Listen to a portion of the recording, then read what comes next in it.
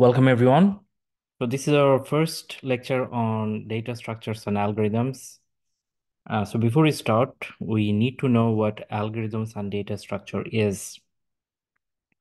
So many of you already know what algorithms is, but a formal definition can be algorithms is the process or steps to solve a problem. So that means for any kind of problem, if you follow any process or steps to solve it, or just that you can call it as an algorithm. So it's a solution process, right? Or the steps to solve a problem. On the other hand, data structure is a specialized format for organizing, processing, retrieving, and storing data. So basically, it's a way to store data uh, so that you can keep the data organized and process it. And later on, you can retrieve the data from the data structure. So the relationship between algorithms and data structure is going to be uh, suitable data structures can be helpful to make very nice algorithms. Okay. Okay. So let's move to a real world problem where you see that already, probably in your real life, you already are using algorithms in day-to-day life or anywhere else. Like whenever you have a problem, you probably follow some kind of algorithm to solve it. Okay, so let's talk about this problem. The problem is you are in Seattle, right? And then you want to send a file, say a electronic file from your computer that is sitting in your computer to someone in Miami. So how do I solve that? So how do you actually do it? How do you solve this problem? So your friend is in Miami, right? And you are in Seattle. So I would suggest everyone to think about it. How do you do it? You can pause the video for a while and think about all different ways you can come up with to solve this problem. Okay, so let's talk about, probably you already have thought about some ways. I said like just make wild guesses or educated guesses to see how this problem can be solved. And obviously, I think one of the solutions that you may come up with is uh, what if we transfer the file electronically from Seattle to Miami? So just use the internet, right? You can use the internet and use any file transfer protocol and just send the file. So this is a solution process, right?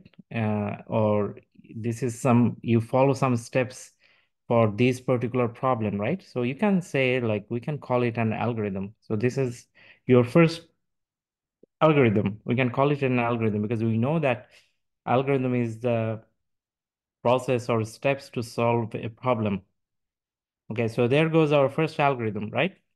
And now probably you have thought about other ways.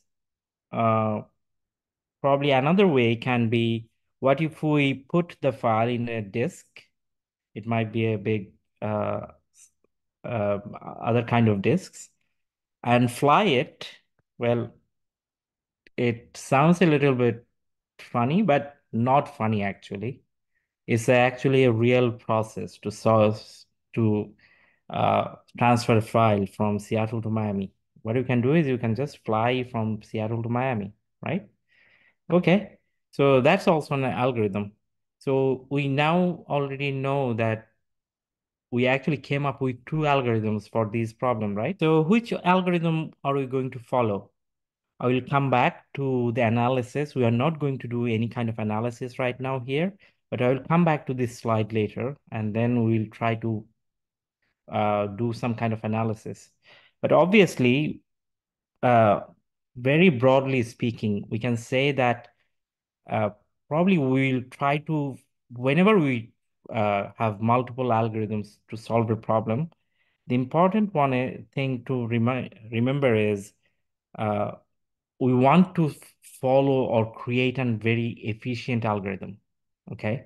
So the efficiency of the algorithm matters because for any kind of problem, you can solve it in a very inefficient manner, right? Suppose you are going to the grocery, you have a grocery list, and then you want to do grocery, right? And for that grocery, you can do it in many ways. So you can just uh, go to the grocery for each single item every time.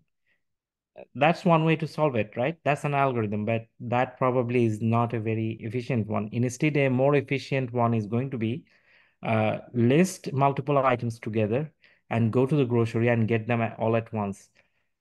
Or all the items might not be available in the grocery, right? In that case, you have to go to multiple groceries.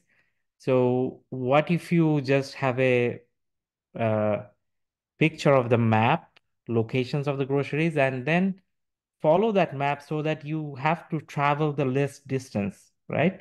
Some groceries are in the north, some are in the south. Instead of just going first to one of the groceries in the north and then coming down to south and then again going to the north, what you can do is you can just visit all the groceries in the north, and then once you are done, you can come to the south and visit all groceries there, right? So that's an efficient way to solve the your problem. So the efficiency of an algorithm is matters, and today's lecture is mostly on how we formally define how to formally define the efficiency of an algorithm, right? So by efficiency, we mean two things. Uh, how much is the execution time? That's one thing. And how much space or storage we need, right, to solve the algorithm. Okay. So one thing that is very important here is the input size. We can also call it, say, problem size, because the efficiency of the algorithm is very much related to the problem size. Say, if your class had two students, I still could teach you, right? And I could have some plans to teach two students. But if your class has 90 students, I still have to come up with an algorithm. But if I have the same algorithm to teach 90 students, and in that case, if I need to work 45 times, then it's not an efficient algorithm, right? Obviously, to teach 90 students, I will have to work more. But the efficient algorithm is I don't have, if I can reduce my work, instead of just say 45 times more work, if I can do, say, like three times more work, right? And still teach 90 students, that's an efficient one. Okay, so we got the definition of what the efficiency of an algorithm depends on two things. How much execution time, how much is the execution time of the algorithm, and how much space we need. And all both of these two has to be dependent on the size of the input or the problem size. Okay. Okay, so let's try to formalize this whole thing. Okay, so the efficiency is measured by the time or the number of steps that we need. That's for the time complexity. We call it the time complexity. And the space complexity is the amount of extra storage that are needed. Okay, so this is the time complexity and and space complexity. So if I go to my previous problem, let's say here we had like two algorithms, right? So, to transfer file electronically, we need some time, right? That's time one. And even to fly to Miami, I need some time. Let's say it's time two. So both of these algorithms have need some time. For the first one, how much storage we need? Actually, we don't need any storage, right? Because we are transferring it electronically. But for the second one, I need actually some storage, extra storage, right? So we can say like we need some extra space, right? Okay. So which one is better? We can come to it later, but for now, let's try to find if we can count the time or the number of steps of an algorithm. How do we do that? And how that depends on the size of the input or size of the problem. Okay, so let's talk about a problem. Let's say you are given an array, data called data. The name of the array is data, and as you can see, this array has like one, two, three, six elements. So we can say the input size is 6. Usually we define input size by n. So we can say n is 6. Okay. So input size is 6, and we are given another number 10. So the problem here is, we are given an input array and a number, and the problem says we have to find out if the number is present in the array. Okay. So if the number is present in the array. So we see that the problem size or the input size is 6, n is 6. And let's see how can we solve this problem. So let's think about it. Before solving it, I would suggest everyone to think about it. How can we try to find 10 in this array? So look at this array. You see that the numbers are like just randomly ordered. That means they're not sorted or anything. So how can I answer this question? Like, well, obviously I can look at it and answer it, but still, even if I'm looking at it, I'm following some kind of algorithm. Let's say if I use a formal algorithm, how can I solve this? Okay, so if you had thought about it, probably you have found some ways. Obviously, I guess everyone is thinking about this way. How about reading the array, starting from here and then going to the next and then going to the next? That means reading each element and trying to see if that number is 10, right? Okay, so we can say that our initial answer we set to no because we haven't started yet. And then we read the first element, that is data 0, right? And see if that element is equal to this number, right? If that is true, then we change the answer to yes and stop comparing, right? Okay. So that is our simple algorithm. We'll read each element and see if that element matches the number. If it matches, I will change my answer to yes and stop comparing. And finally, I will print my answer. Okay, so let's see what happens here. In this case, first I will check 5 and then 9, then 2, then 6, 13, 7, right? I will check all of them, and each time I am checking if that number is equals to 10. Well, you see none of these numbers are 10. So what happens is this part actually never becomes true, right? The answer never becomes yes. So I never stop comparing. I keep on comparing, right? From here I go to the next because it the second part is never yes. So I never stop comparing and keep on comparing. Okay, so how many comparisons I have made here? How many comparisons? So number of steps. If I say let's count the number of steps is n, right? If the input size of the input is n, then my number of comparisons is also n. Do you understand that? Well, now some of you may have this question that, okay, what about if the array was something like this, right? 5, 10, and then 9, 2, 6, 13, something like this, right?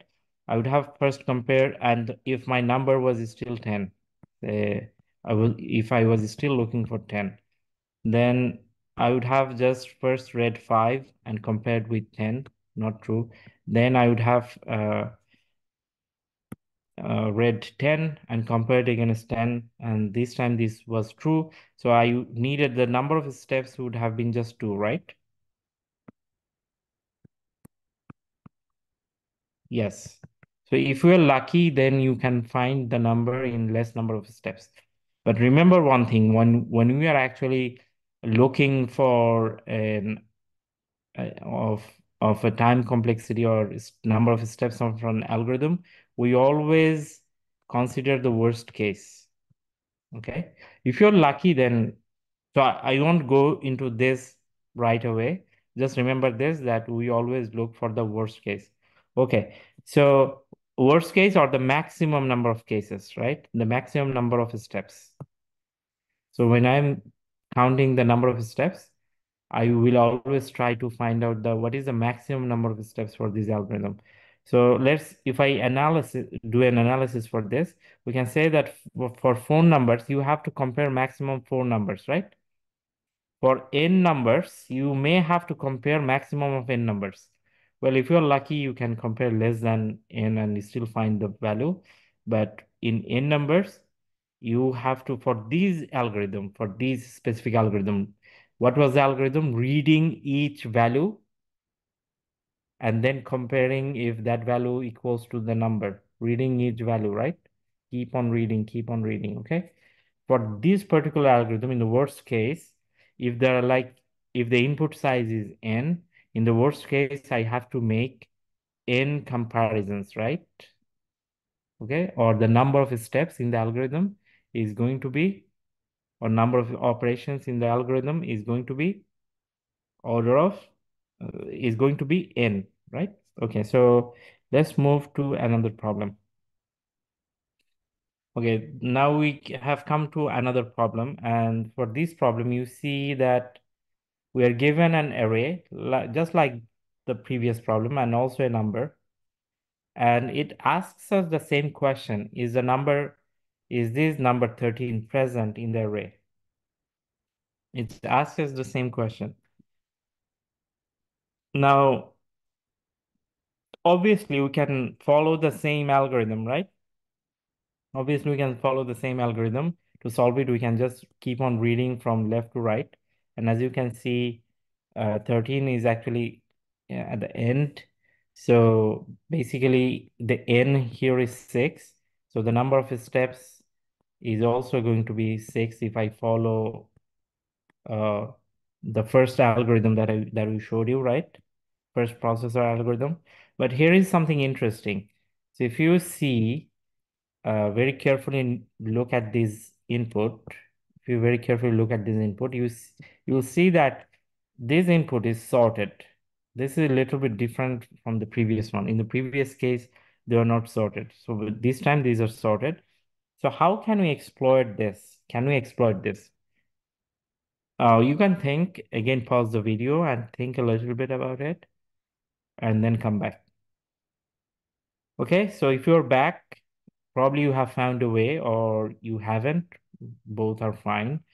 I will tell you how we can exploit this thing. So let's start with answer no, that's fine.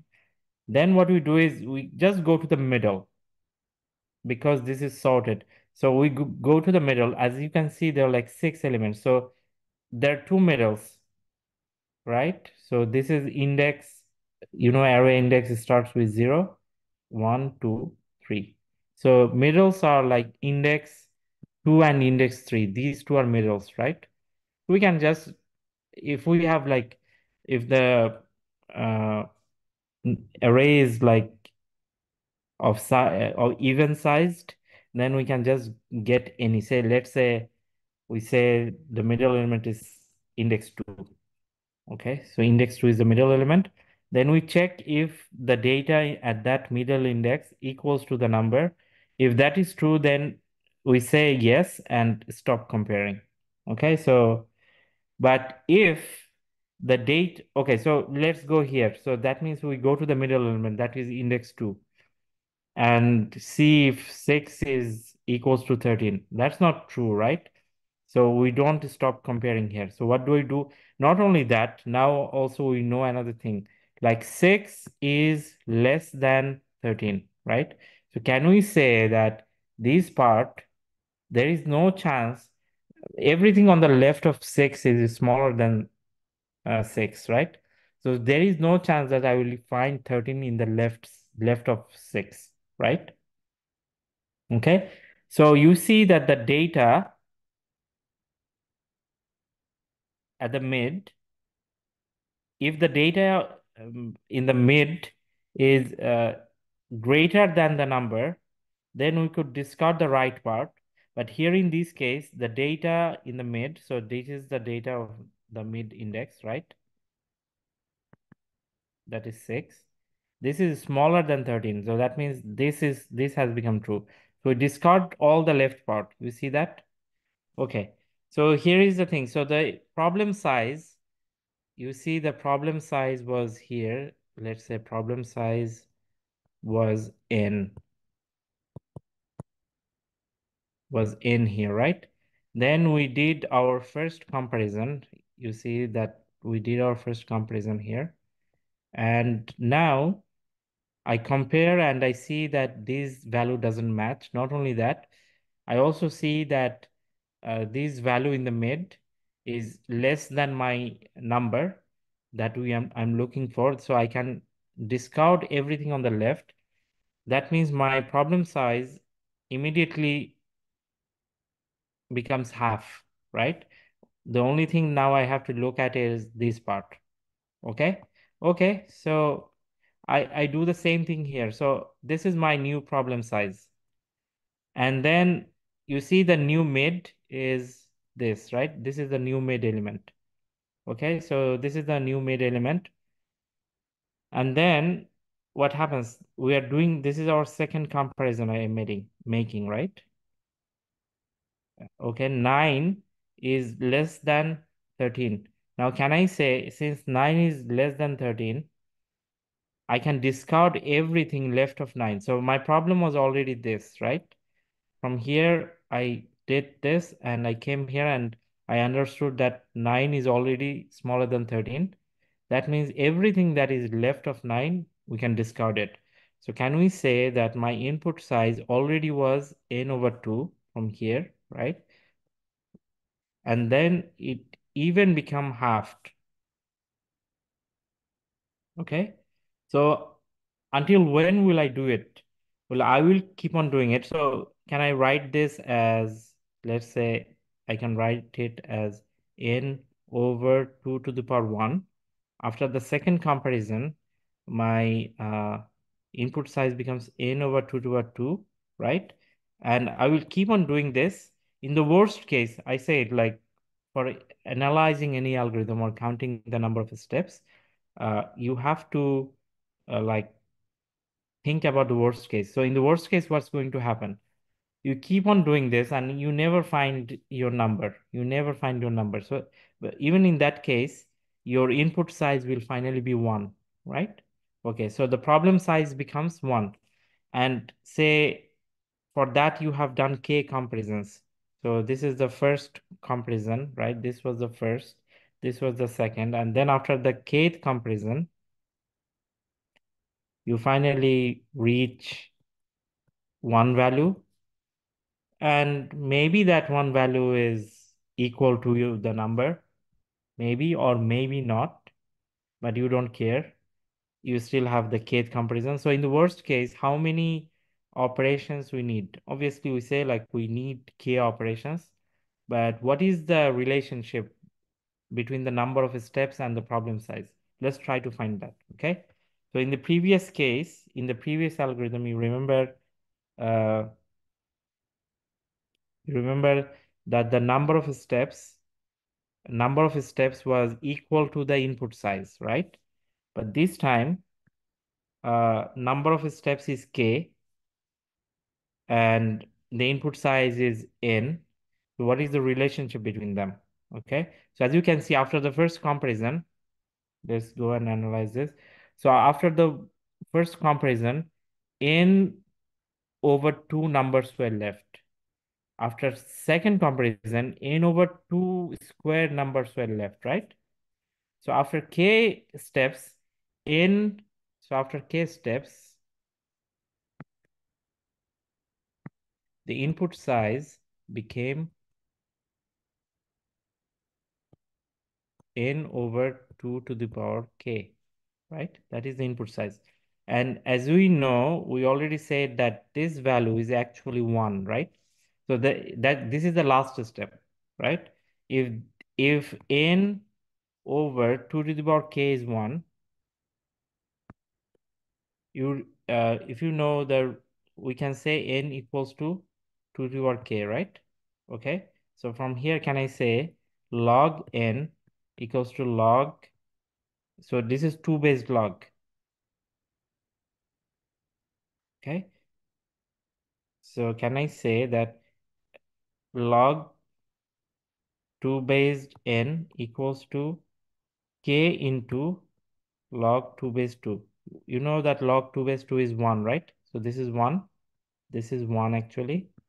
So we can say log 2 based n equals to k, right? So that means k equals to the number of steps. So this is the relationship between the number of steps and the input size. Okay, so can you see that my second algorithm, just because the array was uh, sorted, the relationship between the number of steps and the input size becomes this, right? This is for our second algorithm. Now, how this algorithm, so we know that we could still solve this second problem using the first algorithm, right? We could just read this, everything, right? We could do all of these. In that case, we know that the number of steps would have been same as an input size n. But how this thing changes everything. Just we go to the middle and compare if then we follow something and then make our input size reduce it by half. Okay, so let's take a look how the two algorithms make a difference. So let's say my input is something like this, anything like this. So 2, 11, 13, and 90, right? You see, this is an ordered, like sorted array of something. And then if I tell you that this array has a size of, say, just size of like 512 elements, right? So that means n equals to 512, right? And then your given number is, say, someone says that you have to find this number is, say, 1030. You have to find this, right? Okay, so we have learned two algorithms to solve this problem, right? On the first case, we know that uh, on the first algorithm, the number of steps is going to be the same. In the worst case, is going to be the same as the input size. So it's going to be 512, right?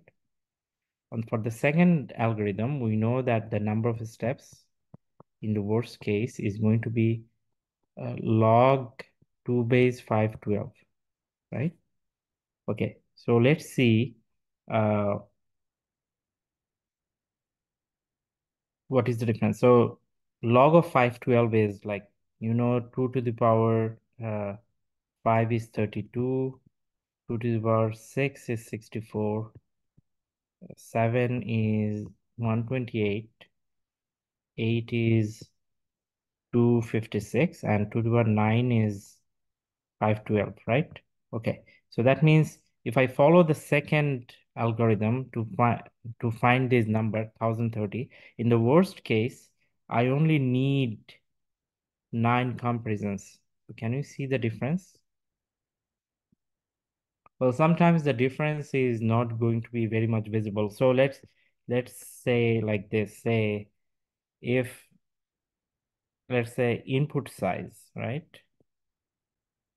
Okay, so if the input size is 2, the number of steps is 2, and log 2, this is log n, right? This is n, this is log n. So 2 log 2 base 2 is 1, right? Okay, so we need 2 steps if I follow algorithm 1. one step if I follow algorithm 2. Say if my input size becomes 4, then uh, this one needs 4 and this one needs 2, right? Then I showed you if I need like 512, if the input size is that, I need 512 steps in algorithm 1 and only 9 steps in algorithm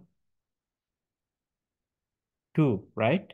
Okay, so if I have uh say 600, so I need 600 steps here. Here I need approximately still 9 comparisons, right? If I go to 1024, for algorithm 1 still I need 1024, but this one now I only need 10 comparisons. So you can see how much difference it's making. When it was a small input size, there is not much difference, right? There is not much difference. But when the input size actually start increasing, you see how much better this second algorithm becomes. Okay. Okay, so next question you may have is how much time is consumed by an algorithm, right? So far from our discussion, you can understand that the time consumed by the algorithm is proportional to the number of steps, right? So obviously, say if I need like 1 second for one step, for 100 steps, I would need 100 seconds, right?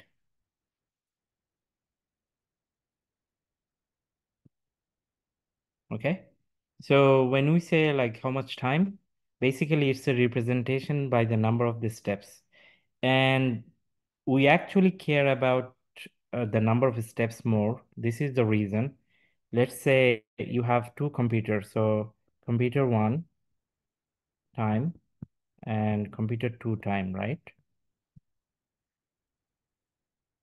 Now, depending on the configuration of the computer, processes might be faster and slower, right?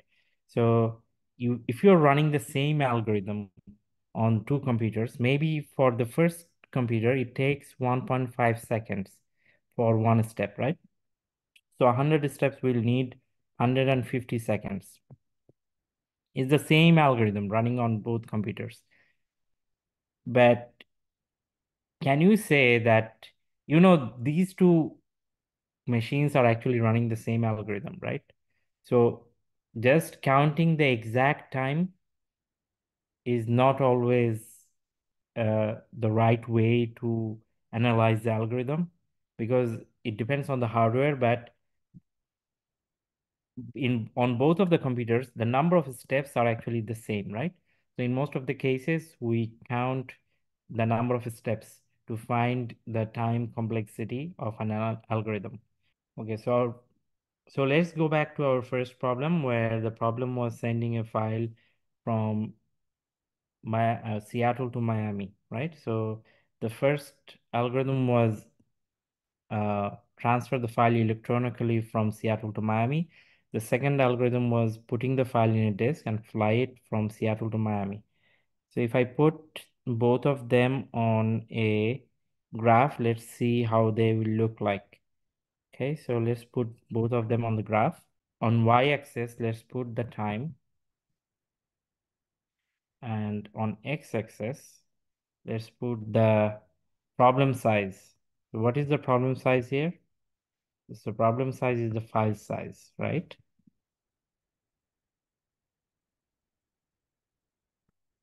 Okay. Now, there were two algorithms we talked about. One is electronically sending the file. So can we say that the amount of time, the transfer times, depends on the size of the file, right? Can we say that? So you said there will be a linear uh, electronic file transfer. So there is a linear relationship between the file and the transfer time because the bigger the file size is, the bigger time it will need. And let's say in this case, our internet might be slow, and this might be a very large file, right? Let's say, okay, this is, but for the, if I fly it, let's say it will always take the same time. Can I say that? So this is for flying, right? It will always take the same time. That means say 5 hours. Whatever the size of the file is, it is taking the same time. So maybe for a huge file, flying it takes lesser time than electronically transferring it, right? It's for a huge file. Okay, so we got some kind of analysis for our real life problem that we talked first.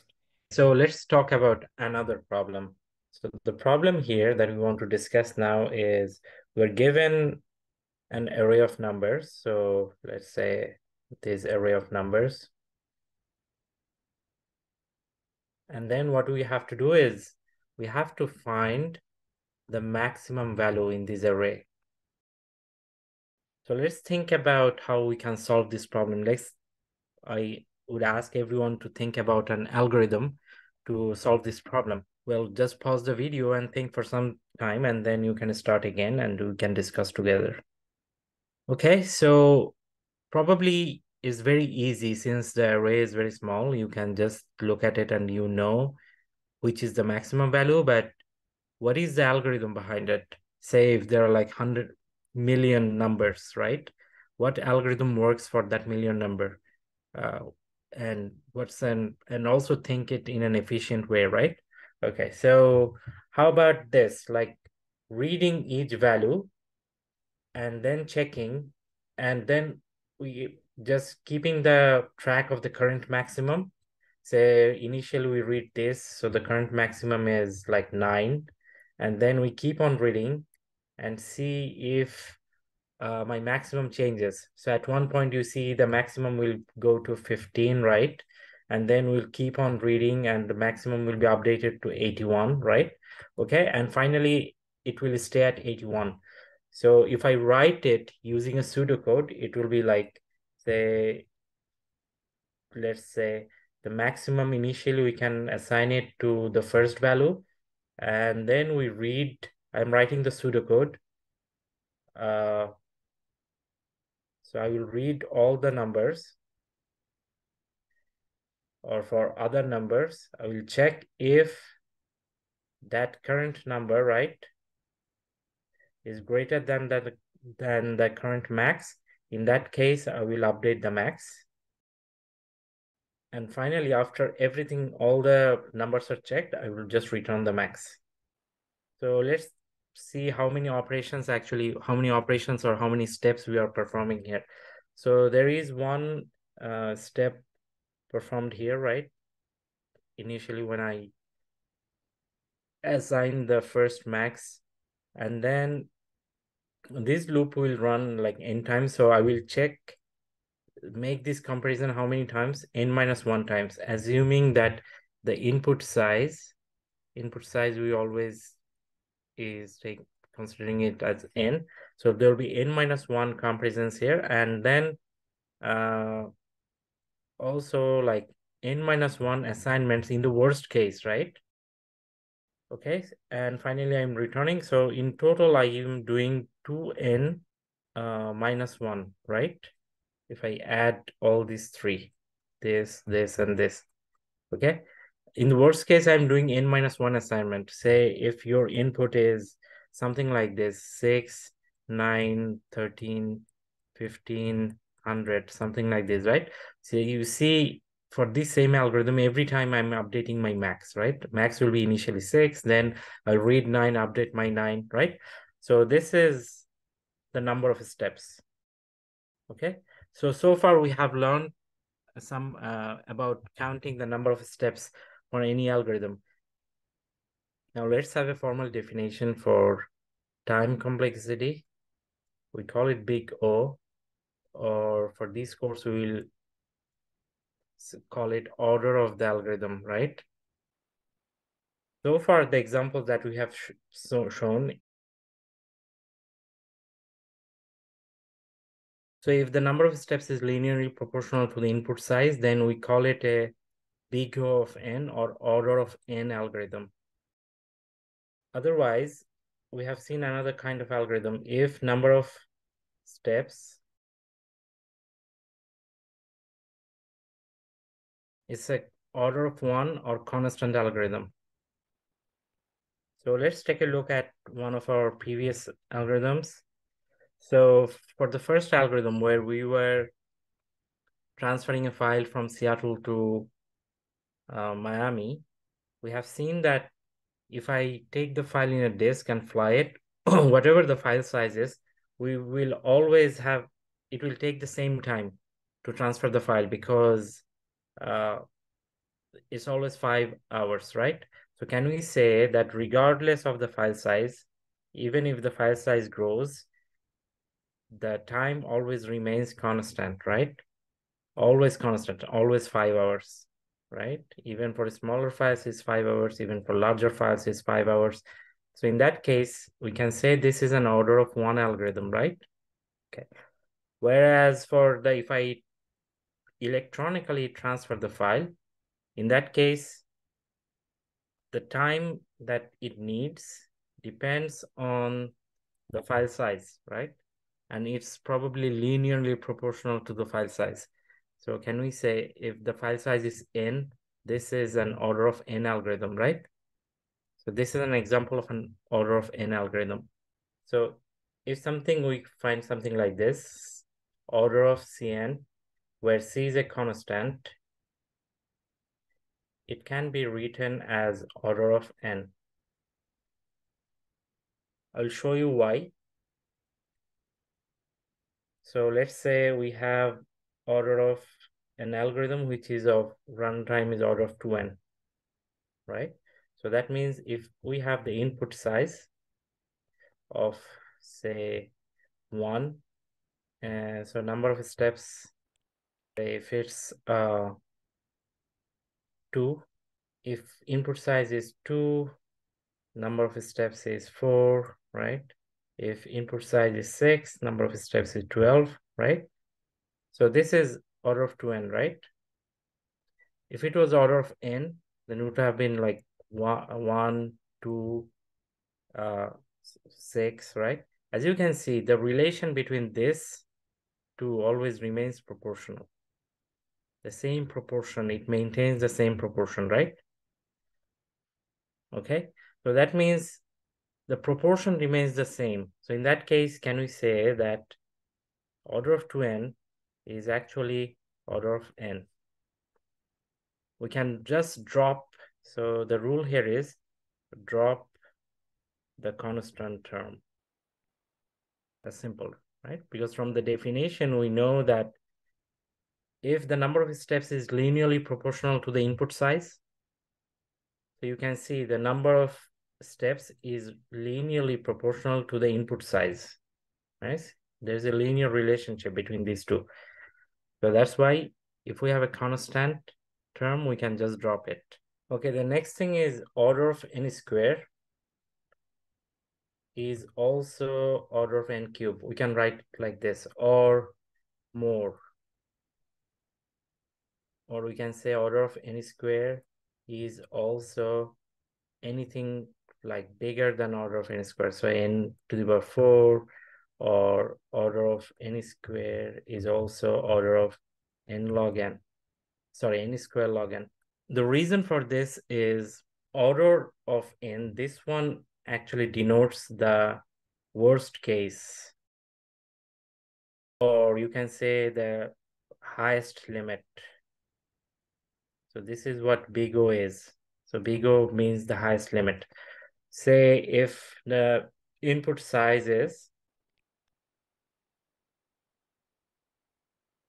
say if input size is 1 and the algorithm is order of n square, then we can say like this one takes something like 1 steps, or if the input size is 2, it takes like 4. So what it means is it takes In the worst case, it takes 4 steps. Worst case, it takes 4 or less than 4 steps. So can we also say that, so if we have like n cube, order of n cube, can we say that if an algorithm needs 1 steps, it's the same thing, right? For 1 is the same. If an algorithm needs, in worst case, 4 steps, can we also say that it also needs less than 8 steps? I'm not telling anything lie, right? I am telling the right thing. So it needs less than 8 steps. So if an algorithm needs, say, maximum of, say, 9 steps, can we also say that, hey, the algorithm still needs less than 81 steps? That's why order of n square is also order of n cube. Okay, and this is true, but if an algorithm is an order of n square algorithm, we should call it an order of n square algorithm, because that's the true representation of an algorithm, right? Although it's also an order of n cube algorithm, that's still we should call it an order of n square algorithm. Okay, so the next thing is, if we have something like this, an algorithm of big O of n square plus n, in that case, we can always write it as a big O of n square. The reason for this is just from the previous definition, order of n square plus order of n, right? This one can be written as order of n square plus order of n square, because we know that any order of n algorithm can also be written as order of n square algorithm. So it will be order of 2n square, and we can drop the constant term and it becomes order of n square, right? Just I'm giving you one example, say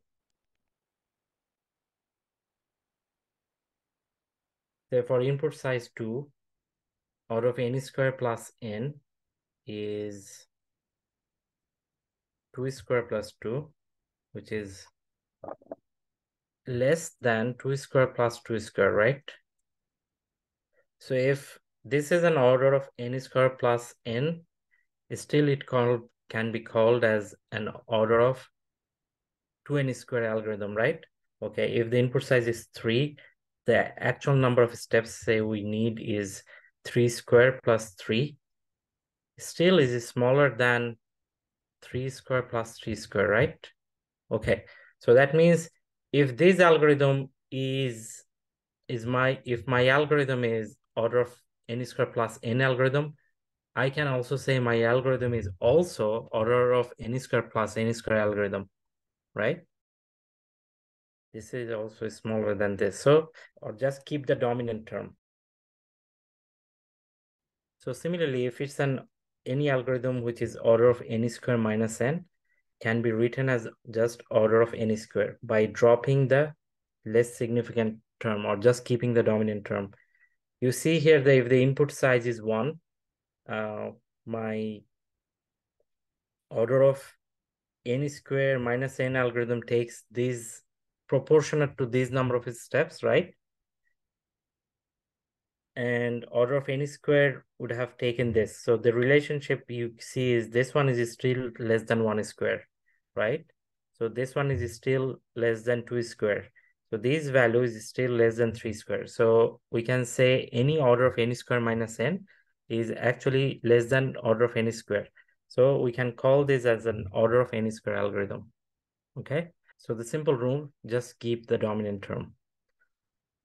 Okay, so let's talk about another algorithm, another problem. So let's say you were given an input of integers, say 2, 6, 6, 9, 10, then 8, 3, 5, something like this. Okay, so this is my input.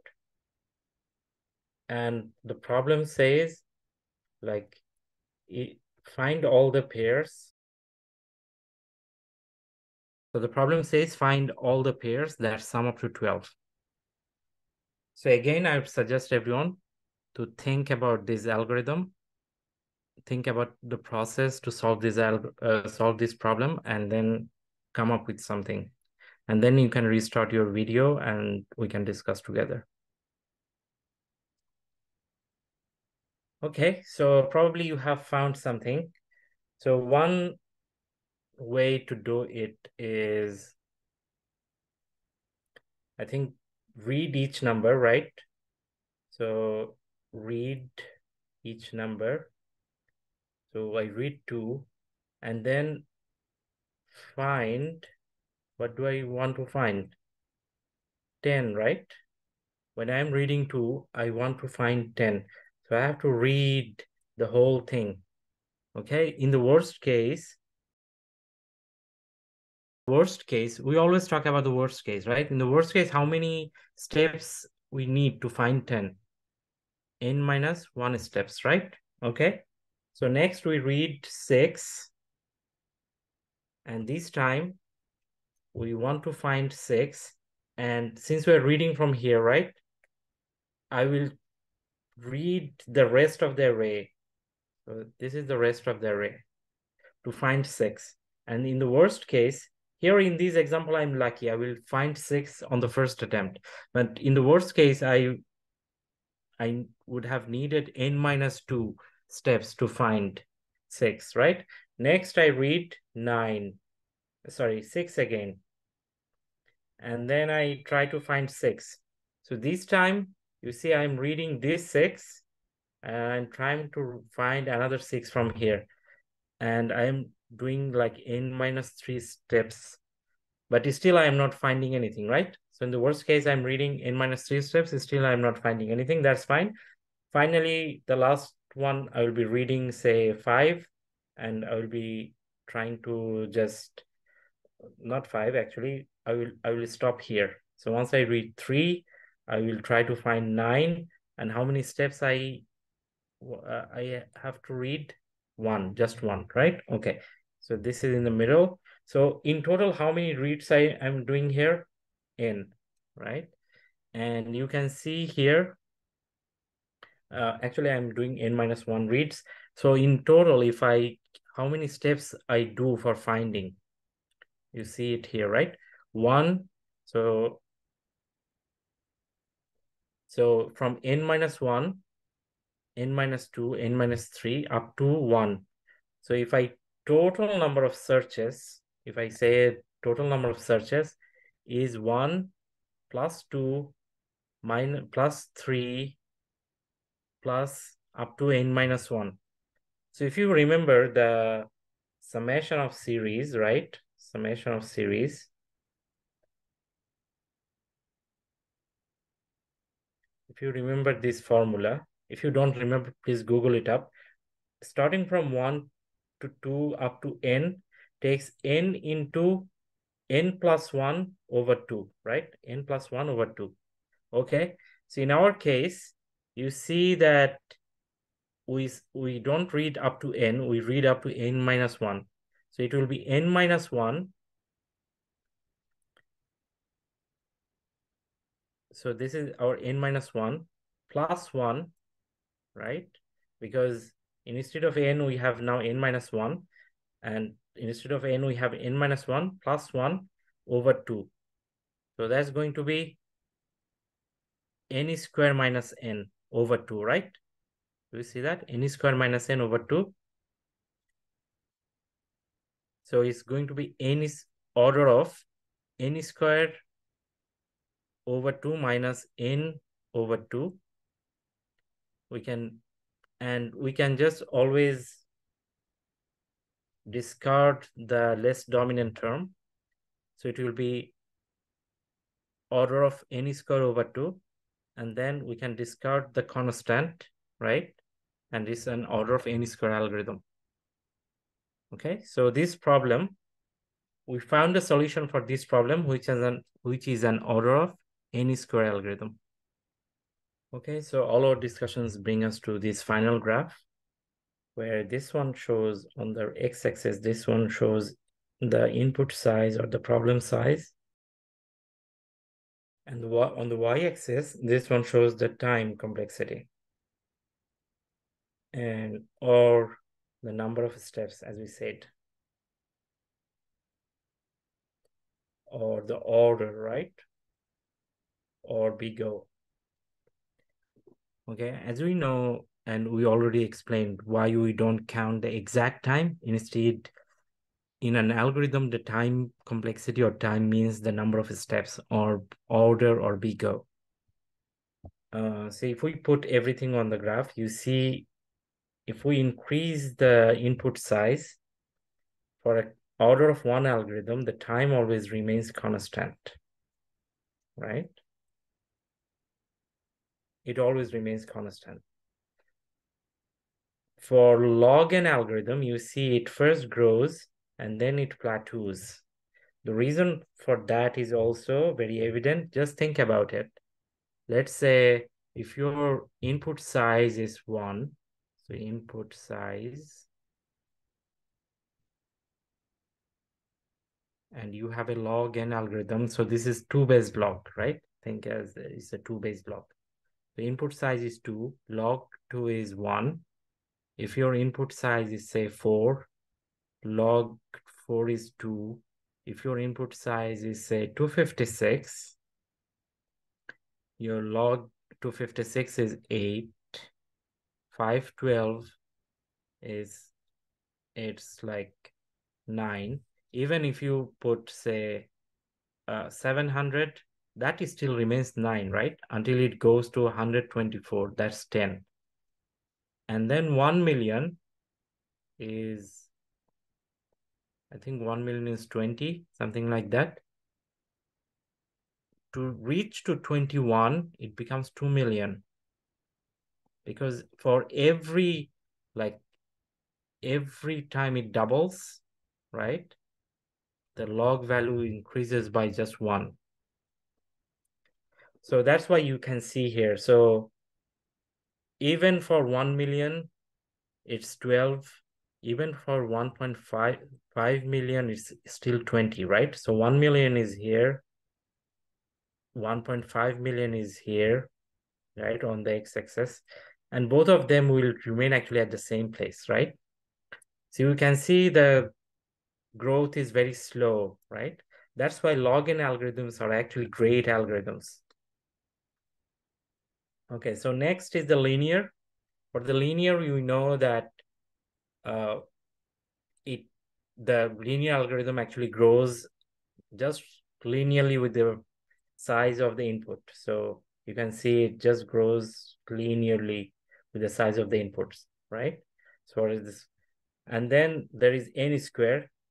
Obviously, n square grows faster. So you can see if we have one order of n square algorithm needs like 1 steps. If we have like 4, it goes to 16. If we have say 8, it takes 512, right?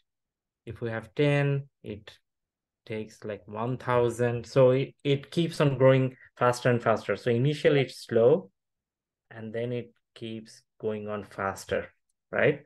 Sorry, this is, I made a mistake. So this is 64, this is 100. Then if we go to 100, then it becomes 10,000, right? You see there was a 90 increase here, say just 90 increase here, but there is like 9,900 increase here, right? So between this point and this point, there is something 9,900 increase, right? This point and this point. Okay, so n cube grows even faster. N cube grows even faster, right? Okay, so order of n square algorithm, order of n cube algorithms are not that good. And order of n to the power n, that's the worst. So you can see order of n to the power n, how bad those are. Like if it's order of n to the power n, this is like exponential algorithm. So for 1, it's 1. But now for 2, let's say for 2, it becomes 2 square, that is 4. For 3, it becomes 3 cube, that is 81. You can see how fast it's growing. For an input size of 4, it becomes 4 into 4 into 4 into 4. 64 into 64. How much is that? Can you see how fast it is growing? And once it becomes like already the input size is just 10, how much time it will take? How many steps it will take? It will be 10 to the power 10. Huge, right? So it grows so fast. Okay, so this is like, even if you give, if you have an order of n to the power n algorithm, and even for a small input size, your computer cannot actually calculate this many steps. It's impossible, right?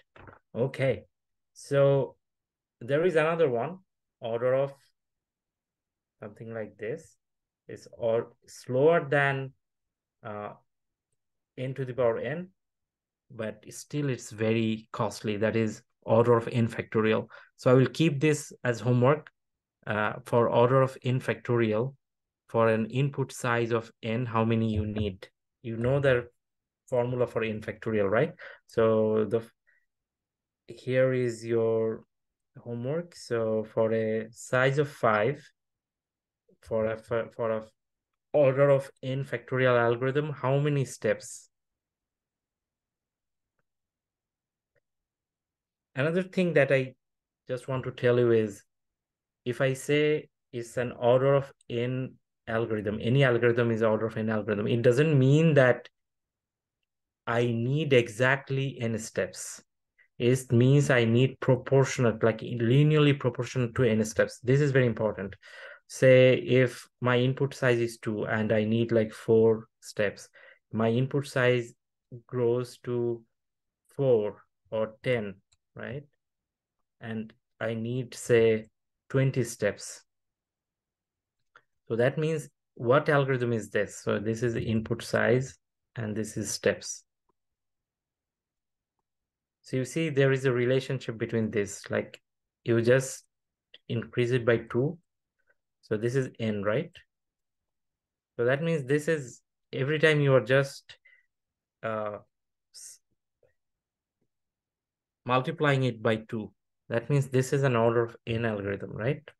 Okay. So this is one thing. Like order of n means proportionate to n, not exactly n. Okay. One last thing, there is your algorithm. You can also define algorithm something like this: n log n. So this will look like this: order of n log n. This will look like this. So it will be slower than n square, but larger than order of n log n, right? Because log n is much slower than n, but still it will be bigger than order of n log n. Okay, so if I say, like, for this course, our target is always designing algorithms as good as possible. So this is the best. Obviously, if we can find an order of 1 algorithm, this is fair. This is also good. Let's say good. And this is, say, fair. These are fair algorithms. These two are the worst. We don't want to create any algorithm that has this kind of time complexity. This is not good, bad. Order of n cube. This is bad. Okay. So that's it for today. Thanks everyone for watching.